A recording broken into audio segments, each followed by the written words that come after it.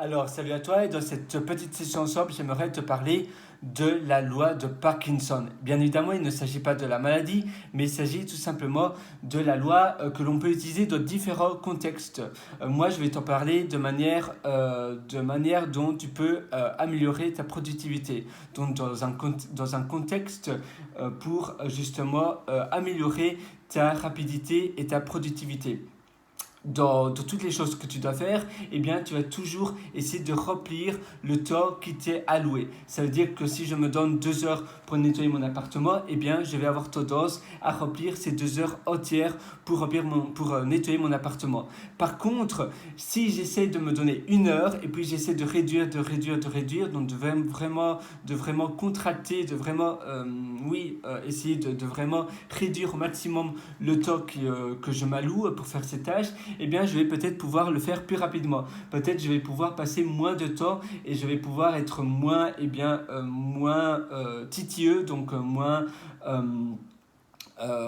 finalement perfectionniste pour certaines choses du nettoyage de mon appartement qui finalement en valent pas la peine. Par exemple, nettoyer derrière les WC, et bien peut-être je peux faire ça seulement une fois tous les 6 mois au lieu de faire ça toutes les semaines, bien évidemment. Donc tu vois, tu vas essayer de réduire jusqu'au moment où tu sais plus réduire parce que voilà, tu sais plus aller plus rapidement. Et à ce stade-là, eh bien tu vas pouvoir peut-être essayer de voir ce qui n'est pas vraiment nécessaire, comme ce que je viens de te le dire. Peut-être qu'il y a des manières de déléguer ça ou bien d'automatiser ça. Peut-être que je pourrais m'acheter un aspirateur robot pour ma chambre ici, tu vois.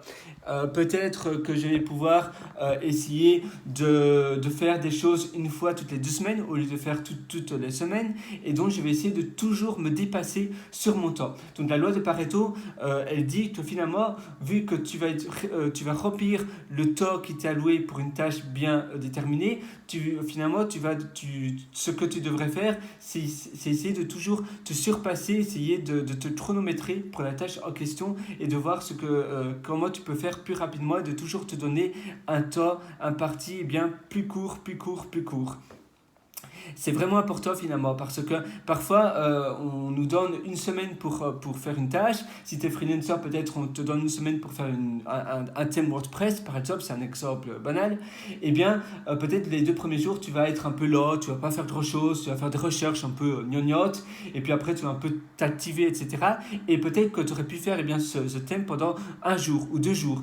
Mais tout simplement parce que tu sais que on t'a donné une semaine pour faire cela, eh bien, tu vas remplir la semaine à faire moins de choses, moins productives et tu vas plus ralentir dans ta tâche en question.